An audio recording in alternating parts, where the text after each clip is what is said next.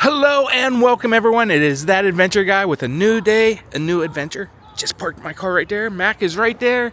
We are in Lawrenceville today, right outside, about 15-20 minutes outside of downtown Pittsburgh, because we have been invited to the Center for PostNatural History.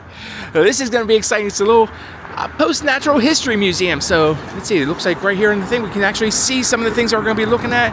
Looks like some agriculture, architecture, art, gambling, self-help, some other stuff. So we're just gonna head on in and see what they got. Now it is $10 for adults and $5 for kids, so I guess we gotta beep it. Well, got here a few minutes early. Rich, the guy that's gonna show me around, is on his way, but something pretty dang cool just happened. I'm sitting there waiting and somebody poked me and he's like, "Nick, Adventure Guy, hey." And I was like, "Oh, Rich," thinking it might be the guy there because it didn't quite look like him, but he's like, "No, it's Max. He was the guy that painted me on the Kennywood mural. Apparently he lives right around the corner. He saw me filming the intro here and he had to stop me." So that was awesome seeing him again. So big shout out to Max and those guys. I guess apparently his studio's right around the corner here. So we're going to have to check it out. And he did say he hasn't started yet, but they're going to be painting something right here. Oh, speaking of the devil, there he is right there. Is this where you're redoing these right here? So we're actually going to be painting inside. Oh, inside. Okay, so it's going to be inside mixtape here. So make sure you come check that out. I'll have to check it out when they're done. They're just starting now. They didn't even really start yet, he said. So just prepping it now. But we'll definitely come and check that out later. So while we're waiting for them to come, if you're wondering what PostNatural History is, it's basically evolution. So we're going to be learning about some evolution, maybe seeing some of the weirder things about evolution. Not really sure. I've never been here, so really excited to be here. This has been actually pretty much almost a year, maybe even a little bit longer than a year in the making for me to get here. Just could never get our schedules coordinated together, but finally going to happen today. Oh, look, we are in, guys. They opened the door for us. Rich? Yes. Okay, Rich, Nick, how are you doing? Nice to meet you. Great to meet you. Oh, I've been looking forward to coming here. Actually, I met one of your former students just now. Yeah. He's painting a mural right around the corner, Max. Max, Yeah, actually, thing about me and Max, I know him. I met him before. I did a video about him painting the Kennywood mural. Okay. And then he ended up painting me into the mural, the Thunderbolt mural, next to Rick Seaback. So if you go to Kennywood, amazing. you'll see me sitting on that. That's Pittsburgh royalty right there. Okay, well, he's setting things up. I'm taking a peek over here and found these cards. Look, they have some interesting, almost kind of like baseball cards sitting over here. This one is the ribless mouse embryos. This one this is what cracked me up. This is the alcoholic rat. Look at that little scene. It looks like he's just kind of sitting there at the bar. What else we have? We have a red canary, bio steel goat. Look at him. Oh, and I think it looks like he's back. So while we're here, I kind of know what PostNatural. It's like an evolution. Kind of. Well, okay, you want me to start from the beginning? Yeah. All right, well, welcome to the Center for Postnatural History. We're the only museum of our kind in the world. Okay, well, that just makes it even cooler to be here then. And we specialize in living things that have been changed by people. Okay. So through breeding, domestication, genetic engineering, that's all stuff that generally gets you kicked out of the Natural History Museum. Okay. Right? Yes. So that's kind of where we begin. Everything from the domestication of dogs, tens of thousands of years ago, all the way forward through agriculture, every pet you've ever had. So pretty much everything that we've had literally our hand on. Yeah, that's right. Yeah.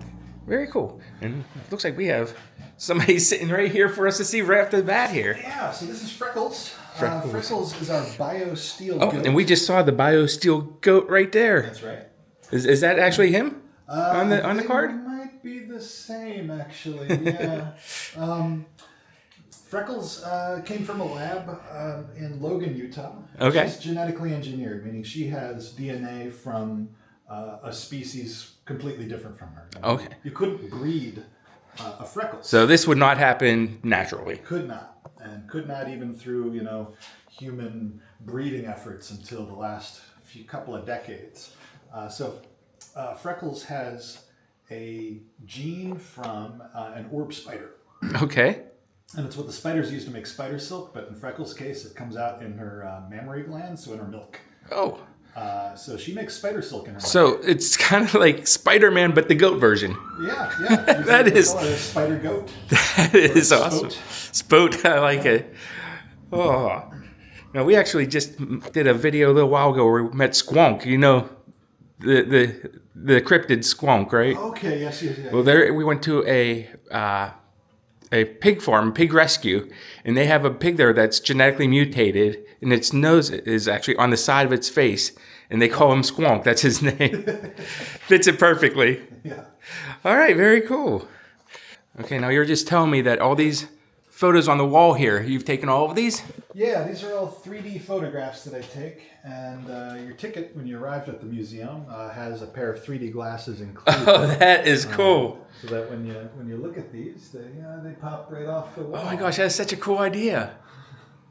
And actually, let me see. No, I'm not, obviously not going to be able to do 3D, but if we look through just one of these, you can see it's not as blurry as it is when we're looking at it just without them. You can see there with the red on and then the blue on.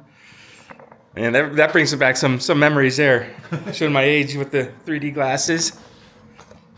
And it looks like you have a little guy up top here that I noticed right away. Yeah, our little dog skeleton up there. You know, that really is where PostNatural History begins.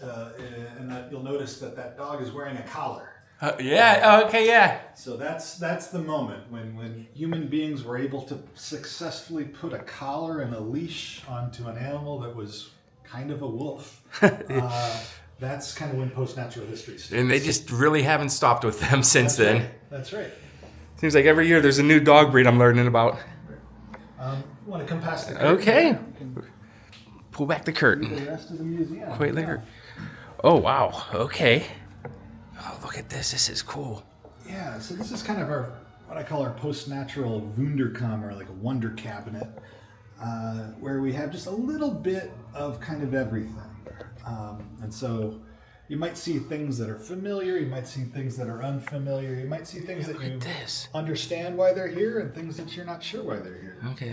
We got like a those little are two cockfighting chickens. there, a little chicken fight going on. So those are two male chickens who do fight just without humans involved. But It is something that's naturally occurring. it is something People that forget occurs. that. But it is something that people have kind of turned into a blood sport, and it's actually possible that that's the first human relationship to chickens, that it wasn't for eggs or meat or feathers, Really? but for entertainment in the form of cockfighting. That's interesting. Now, I had to notice this because, most of my videos somehow or another do feature one of these, and they are my biggest fear. I see. Terrified of snakes. So this is a spider ball python, and that's kind of a controversial breed.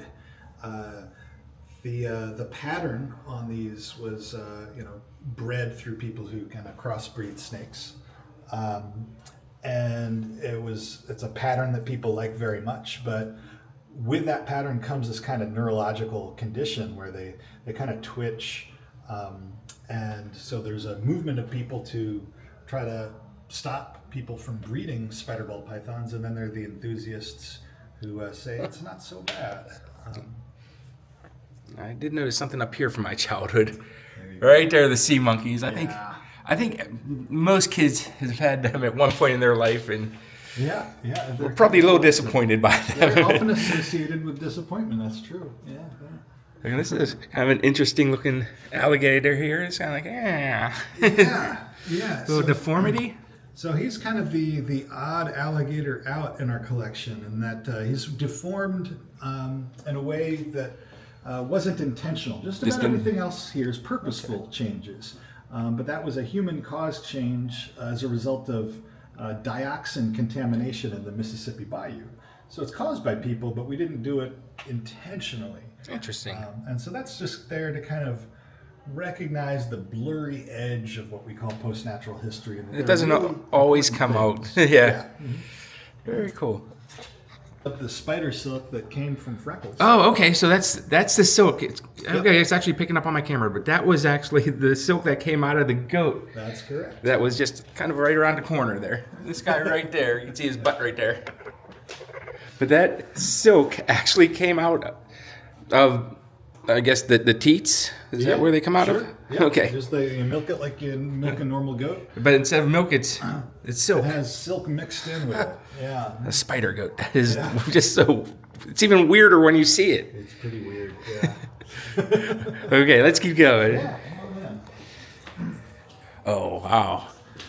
You guys got some We space have back our, here. Have our library and a number of kind of featured exhibits, each with a telephone handset that's there to tell its story to you. So we've got a little bit of mammoth. Some mammoth here. Look Right? at that. Now, of course, mammoths were never bred by people. They were never Now, domesticated. if I lift this up, it will give me a story. Yeah, listen to the ear receiver. Hold it up there. Okay, let's see. Let's see if maybe you guys can hear it. I'm not entirely sure where the speaker there is on my phone, where the microphone is. But yeah, you guys can pick up these and listen to it. Mm-hmm. Pretty cool. So this mammoth hair is collected by a company called Colossal, and they're involved in trying to de-extinct the mammoth and bring them back. Okay, to life. I wasn't sure of the name of it, but I did hear that there was a company that's trying to do that. Yeah. They recently, I think, just made some advancements, didn't they? They've sort of Or at least teased it. A dire wolf. Yes, that's what it was. They are, finding little pieces of ancient DNA and kind of importing those into essentially modern animals. So they're kind of changing modern animals to mimic some of the qualities of extinct animals. So they're trying to turn an Asian elephant into something more like what a mammoth is. Okay. Very cool. You got a bunch of them back here. What else we have? It looks like we have some transgenic mosquito. Yeah, so that's a mosquito that was genetically engineered to try to make it so that it doesn't possess diseases that can affect human beings. Oh, that would be pretty important. And a hairless obese mouse. Yeah, this is a laboratory mouse that had two different genetic traits that both made it considered to be obese and essentially bald. So that now that's different than a naked mole rat. This is a laboratory mouse, regular lab house mouse. Yeah. Over here we have HeLa cells. HeLa cells. HeLa cells. So this is the most common tissue culture of human cells. So labs all over the world, when you're studying human cells, use HeLa cells, and it turns out that they all came from the same person, a woman named Henrietta Lacks, and that's where the HeLa comes from. So she was a busy woman, I guess. You'll see a portrait of her behind you on the wall. Oh, okay. This is her right here. Yeah, that's right. She was from Baltimore. Oh. And she developed cancer. Henrietta Lacks. And a piece of her cancerous tumor was kept alive in a lab long beyond her life. So her cells have that's remained wild. immortal. Yeah. So she's still kind of alive in a way. She's still kind of alive in a way, yeah. And we all owe her and her body a great debt. That is wild. So many of the cancer treatments and other things that are studied in human cells are essentially still using her living tissue. Oh, very cool. What else do we have? That one's on this one to another museum. This one's on loan. Yeah. So you guys do loan stuff out to other museums and stuff? We sure do. Yeah. Here we've got some cat testicles that were donated by a local artist. The cat's name is Jimmy Cat Carter. And when Jimmy Cat, got the cut, they donated them to us, and so we've had them now for more than a decade. That's I've seen a lot of things in my life. That's a first. Red canaries are a completely human creation. Really? That's a color that does not exist in the wild or even in the canary genome, and it was the result of a very early experiment in a kind of genetic engineering, a real systematic breeding between canaries and red siskins, which were close enough to, kind of like you create a mule. So are these in the wild now? No. Okay. No. Yeah. So you will never see one of these except for here. Canary out there, maybe the bird show you might see. Yeah. An unnatural one. And the creator, it's kind of a dark story if you want to get into it. Yeah, let's get into this. This is a sea monkey. Well, actually, I remember buying these. Another thing of disappointment in my childhood, I did not get x-ray vision from those glasses. Yeah. So the same person that disappointed you with the sea monkeys also disappointed you Oh, with of the course. X-ray Okay. specs. That starting to make sense. So we got a whole exhibit here just on sea monkeys. Yeah. They're a strange one, a strange case. When I first opened the museum, I was looking for like kind of the least controversial thing I could imagine that would be post-natural, and so I thought it would be sea monkeys, but I was wrong. Turned out that they were among the most controversial things we've ever exhibited. Wait, hold on. You're telling me that sea monkeys aren't natural either? Sea monkeys are arguably post-natural. They are an intentional breed of brine shrimp that was bred to extend its what they call cryptobiosis. Its ability to stay in its egg state in a dried state, so that it could survive toy store shelves. As a condition. And they last almost forever, I think. Yeah, pretty much. yeah. Now, I remember buying them. This is what I remember. I don't know if I can kind of pick this up here. Actually, let me turn this off for a second and change the light setting. Okay, so I remember as a kid, whenever I bought this, I saw this exact ad in those. I thought that's what my sea monkeys were going to look like right there. Yep. And they looked nothing like that. We all expected a little nuclear family. Yeah, I was expecting to see a happy face and playing, and now you see little dots moving around. And I do remember this too, right here, this watch. The watch. I never had one. It's something I really wanted, but never was able to get it. They really do work. You can carry your sea monkeys around with you. That was one of the last patents that the inventor of sea monkeys patented before he died. No, you said that there's a little bit of a dark history with that. Yeah. So this person that created all this stuff, Harold von Braunhut, also created a bunch of different weapons and body armor. Really? Here's another ad from the same person. You'll notice it looks very similar to the sea monkey ad. Yeah. Has the same address even. And it turns out that Harold was not only involved with the Aryan Nation racist movement in the United States, but was also Jewish.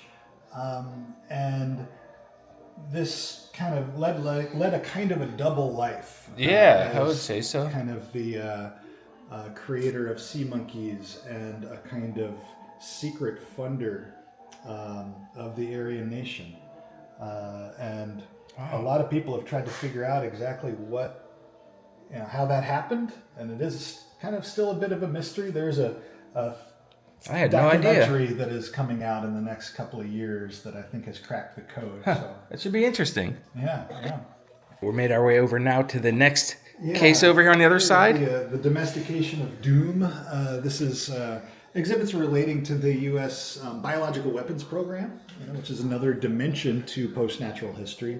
The intentional breeding of bacteria and altering of viruses for the purpose of military. Yeah, this is just a weird part of history. Yeah. So these are all photographs from around Fort Detrick. Now, what is this little coin thing in the middle there? That's called a challenge coin. Okay. And those are given to people who participate in various programs. So that coin is for the what's called the Chemical Corps. This was a part of the Army in earlier, World War II and a couple decades beyond, where we had a chemical weapons program and a biological weapons program before those were kind of eliminated and turned into kind of purely defensive activities. But this is from its era as an offensive program in the United States, and you'll see there it says, "After the clouds, victory," and that was the kind of rallying cry of the American chemical weapons program. Old cigar back here, like a federal agent cigar. Yeah, this is a part of the origin story of this museum, really. Goes back about 20 years, and my mentor Stephen Kurtz, an artist in a group called Critical Art Ensemble, had his home raided by the FBI and was accused of being a bioterrorist, which he is not. Oh my gosh, that's a pretty big accusation. Yeah. And there was this. For about 3 days, they sealed off his neighborhood and brought in is it right here? crews. Yeah, from all over the country, hazmat Jeez. teams, and that cigar was amongst the debris and garbage that they left behind at his house. So I sort of The federal kept agent it. cigar. Oh yeah, I think you have to. Very cool. Now, it looks like we have a big cabinet over here. Yeah, A these are specimen vault, it These says. are all kind of the objects in our collection that are sort of awaiting further exhibits. Here we have an alcoholic rat. Oh, we saw the picture of him up front too. There you go. Yeah, it looked just kind of like that. Yeah. So he was bred for alcoholism over a number of generations, breeding rats such that they prefer alcohol over water. And this was done in Finland. I know some people like that too. Yeah. There's some kind of cute little rats down here. Look at these These guys. are little mice from Little mice. Jackson Laboratory. They kind of invented the idea of the inbred lab mouse about 100 years ago. And some more, of course, some more snakes over here. Yeah. And what kind of bird is that in the back there? What do we got back there? I believe that's our quail. Okay, a little quail. And speaking of quail, we have some eggs over here. These are dinosaur eggs. It looks Yeah, domesticated dinosaurs. Way.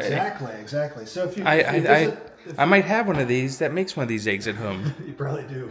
If you visit the Natural History Museum, one of the lessons you'll learn is that birds are descended from dinosaurs and are, in fact, they are living dinosaurs. They are avian dinosaurs, and the rest of the dinosaurs, like T-Rex, are the non-avian dinosaurs. Okay, no, in that case, I do not have one of these eggs at home. So all living modern birds are part of dinosaurs. So any bird that's been domesticated, so a chicken or a pigeon or a canary or a goose or a duck, those are all domesticated dinosaurs. So these are just our collection of domesticated bird eggs. Now, I do have a living dinosaur at home. Did you ever hear of a Eurymastix? Eurymastix. Yeah, I don't it's know that one. kind of like, imagine a bearded dragon, but it only eats. It doesn't eat animal. It doesn't eat crickets or anything. It just eats like salad. Okay. It doesn't drink water because it gets all of its liquid through the salad. But its tail is filled with spikes like a dinosaur. Okay. It But it's is- not a bird. It's a lizard. It's a lizard, yes. Yeah. But it has eggs too. That's why I thought. That's where I thought we were going with that. Okay. Yeah. Now I just noticed this upside down guy over here. Yeah. What's the story with him? So he's a Birmingham roller pigeon. It's a special breed of pigeon that as they fly, they kind of uncontrollably will start to do backwards somersaults. And people have bred that, condition into them. And it's a little bit contagious when you have a flock of them. If one starts to tumble, a whole bunch of them start to tumble. Oh, And they typically are able to catch themselves before they hit the ground. jeez. But it's a surprisingly popular breed all over the world. Really? People are You see very some into it. pigeons flying above. Make sure they're right side up. Yeah, people like it. And then I see another little furry bird behind you. Yeah, this is a chicken, a silkie. Okay. And these were Silky chicken. first recognized in the Western world in the 13th century, but they were witnessed in China where they had been bred for many centuries prior. That is wild. I've never seen a chicken like that before. Yeah, you'll notice its feathers have all frayed out, so it looks like fur. Yeah. It's got feathers on its toes. I did say we had a furry bird behind you. I thought it was fur. It's got kind of blue skin, black bones, extra toes as well. Extra a whole bunch toes. of Oh, different kinds of recessive traits. But when a dinosaur researcher, a paleontologist, visited our museum, he got very excited because he recognized that the feathers are very similar to the earliest feathers that they have in the fossil record. So they're thinking that that's kind of like what dinosaurs might have had feathers like that. Yeah, initially these, and then over time developed into these kind of The ones we're used to seeing. yeah. Very cool. Looks like some dioramas behind you. Yeah, right here we've got this Arctic scene. This is a Oh, look at that. place on one of the most northernmost cities in the world called Longyearbyen. And this is the Svalbard Global Seed Vault. Seed vaults are where countries usually keep important agricultural seed in case of something terrible happens, of an environmental catastrophe or a war. And so the global seed vault is an attempt to create a backup for all of So those pretty much other seed vaults. Oh, they are.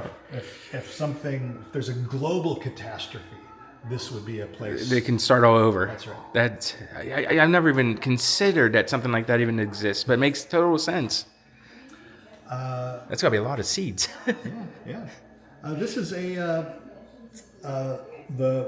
habitat for at least a temporary period of time for a number of genetically engineered goats, where they were kept at the former Air Force base in Plattsburgh, New York. The same company initially that was involved in the spider goats was creating goats that would also make pharmaceutical drugs, and they were kept in the area where they used to keep nuclear bombs. And I just have a feeling that those goats would probably end up on the roofs quite a lot. 100%. Yeah. It looks like one more over here. So Yeah, and here a we little have bit darker, dimly There lit. we This is sort of go. a night scene. Imagine there's a full moon and you're in Hawaii. This is a native Hawaiian farm growing taro, which is a crop grown throughout Asia, but in Hawaii they really bred it to be something really unique. Now, when you say tarot, that's different than tarot cards. Different than tarot cards, yeah. It has some of the qualities of like a potato, but it's just full of nutrients. It's an unbelievably versatile and healthy food. Oh, so cool. And now we have a big reveal coming on right here. What's what we have here? So this is a new room in the museum. We're calling it the Tonsorium. Tonsor. And this is a space where we can have, visiting lecturers and artists, screenings, musicians even. And you said just this week it opened, right? Yeah, Friday night. So yeah, Friday just night was the like 3 days ago. that's right, opening ceremony of the Tonsorium.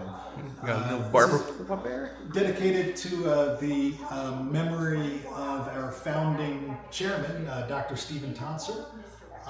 Tonsorium is a barber shop. Okay, well that explains that right there. That's right. But the word tonsor, it refers to cutting, like having your hair cut, but it also, the same word gets used for gardeners. Okay. And he was a botanist. So these are coming together here as sort of a feral barbershop. And you said that you're planning on using this for like you could have speakers, concerts. It looks like you have a screen set up for movies and things. That's right. I hear some audio. I'm guessing that's what would probably be on there right The now. film would be playing right now. That's right. And I just noticed, is that another upside down? Yeah, that's another one of those. Yeah. There you go. You said that they do them in groups, so we got the second one up there. That's right. Well, usually I have a little bit of a different film playing in there right now, but this is our Canary Records listening booth. Okay. And this is where... This is cool. Look at this, guys. Yeah, it's like a micro cinema, where you're typically in here you have recordings of birds imitating people and people imitating birds, and the whole kind of history of music as it relates to people and birds, which runs much deeper than you can possibly imagine. I imagine. This is cool. Very cool. And then the door shuts so you can kind of That's right. keep it to yourself in there. Yeah. This is, and there's a lot more that I'm not showing. I just want to make sure that you guys know that I'm not showing everything, so you guys got to get down here too. Yeah. Now, if you had to pick one thing in here, what would be your favorite thing? Oh, my favorite thing. What a great question.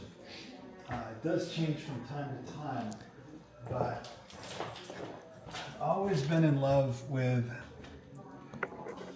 you see, the tiniest little mouse skeleton you've ever This seen in your the life. second one right there? Second one in. Okay. Yeah. And so we have a pair of these mice, and I think it's so small, I don't even know if this is going to pick it up. yeah. That is tiny. Well, I can show you a picture of it out front here. But, Sure. The story with those. Here's its cousin. Oh, wow. These two mice came from a lab, and they are genetically engineered. They've had one particular gene changed, and one of them had that gene turned off, and the other one had that gene turned up to 11. The fact that they can even do that just blows my mind. So in this case, with the gene turned off, it's missing some essential parts, Guy's got no ribs. Yeah, you probably need some ribs. And that other one that, if you look at it, it has way Too many ribs. That's wild. Very, very cool.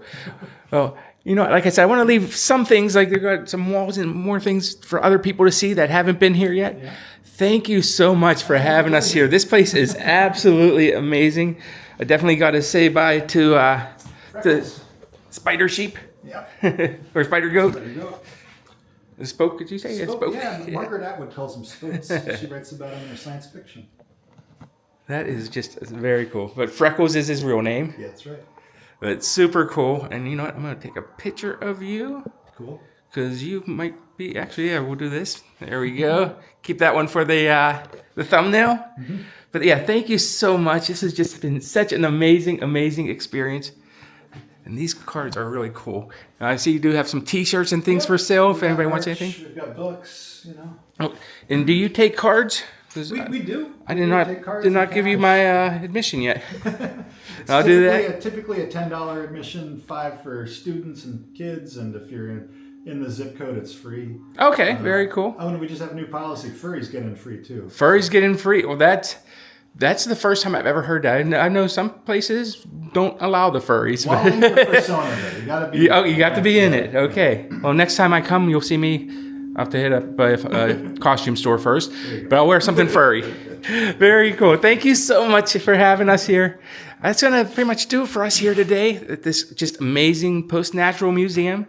Learned a lot today. I didn't even know about the whole backstory about the sea monkeys. That's wow. Really crazy. Unexpected. But thank you again. That's going to do it. Be kind to each other. I'll see you guys all on the next adventure. Bye, guys.